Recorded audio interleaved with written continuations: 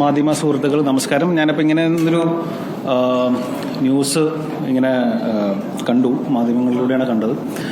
അങ്ങനെ ഒരു പെൺകുട്ടീനെ എനിക്കറിയില്ല, ഞാൻ കണ്ടിട്ടില്ല, ഞാൻ സംസാരിച്ചിട്ടില്ല.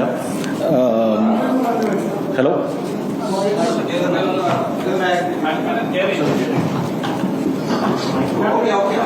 ഓക്കെ അല്ലേ? അപ്പോൾ ഇത് ഒരു ബേസ്ലെസ് ആയിട്ടുള്ളൊരു അലിഗേഷനാണ്. ഞാനിവിടെ നേരത്തെ പറഞ്ഞ പോലെ കാണുകയോ സംസാരിക്കുകയോ ഒന്നും ചെയ്തിട്ടില്ല. അപ്പോൾ ഇങ്ങനെ അലിഗേഷൻസ് വരുമ്പോൾ ഞാൻ ആദ്യമായിട്ടാണ് ഇങ്ങനെ ഒരു അലിഗേഷൻ ഫേസ് ചെയ്യുന്നത്. അപ്പോൾ മാധ്യമങ്ങൾ ഇങ്ങനെ വളരെ ഫ്ലാഷ് ന്യൂസായിട്ടൊക്കെ വരുമ്പോൾ അത് നമ്മളെയും പല രീതിയിലൊക്കെ എഫക്റ്റ് ചെയ്യുന്നുണ്ട്. നമുക്കും ഫാമിലിയൊക്കെ ഉള്ളതാണല്ലോ. അപ്പോൾ നിങ്ങളിങ്ങനെ ന്യൂസ് ഇടുന്നതുകൊണ്ട് കുഴപ്പമില്ല, പക്ഷേ അതിൻ്റെ ഒരു ബേസെങ്കിലും ഒന്ന് അന്വേഷിച്ചിട്ട് നിങ്ങൾ ഇത്തരം ന്യൂസുകളിലേക്ക് പോയാൽ നല്ലതാണെന്നൊരു അഭിപ്രായമുണ്ട്. പിന്നെ ഇത് ഞാൻ ഇന്ന് തന്നെ ഇത് വിളിച്ചതിൻ്റെ റീസൺ, ഇത് ഇങ്ങനെ വലിച്ചു കിട്ടേണ്ട ആവശ്യമില്ലെന്ന് എനിക്ക് തോന്നി. അല്ലെങ്കിൽ എനിക്ക് ഇവിടെ ഓടി വിളിക്കേണ്ട കാര്യമൊന്നുമില്ല. എൻ്റെ ഭാഗത്ത് ന്യായമുണ്ട്, അല്ലെങ്കിൽ ഞാൻ അങ്ങനെ ഒരു കാര്യം ചെയ്തിട്ടില്ല എന്ന് എനിക്ക് 100% ഉറപ്പുള്ളതുകൊണ്ട് തന്നെയാണ് ഞാൻ മീഡിയനെ എനിക്ക് ഇന്ന് തന്നെ പ്രസ് മീറ്റ് വിളിച്ച് എല്ലാവരും കാണണമെന്ന് പറഞ്ഞത്. അതിൽ ഒരു സത്യമായിട്ടുള്ള കാര്യമല്ല. പക്ഷേ ഇത് ഞാൻ അറിഞ്ഞത് FIR രജിസ്റ്റർ ചെയ്തു എന്നാണ്. അപ്പോൾ FIR രജിസ്റ്റർ ചെയ്തൊരു കേസ് നിയമത്തിൻ്റെ വഴിയിലാണ് പോവുള്ളൂ.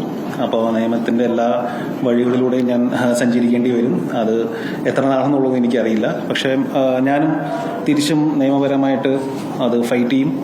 അതിൻ്റെ ഏതറ്റം വരെ പോകണമെങ്കിൽ ഏതറ്റം വരെയും ഞാൻ പോവും.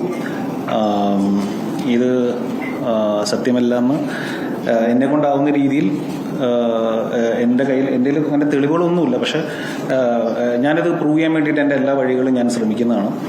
കാരണം ഇത് ഇങ്ങനെ ഒരു ഫേക്ക് അലിഗേഷൻസ് ഇങ്ങനെ വന്ന് തുടങ്ങിയാൽ ഇവിടെ എല്ലാവർക്കും ജീവിക്കണമല്ലോ. ഇപ്പം നാളെ ആർക്കെതിരെയും വരാം. ഇതേപോലെ ഒരുപാട് ഫേക്ക് അലിഗേഷൻസ് ആണുങ്ങൾക്കെതിരെ വന്നിട്ടുള്ള കേസുകൾ നമ്മുടെ രാജ്യത്തുണ്ട്.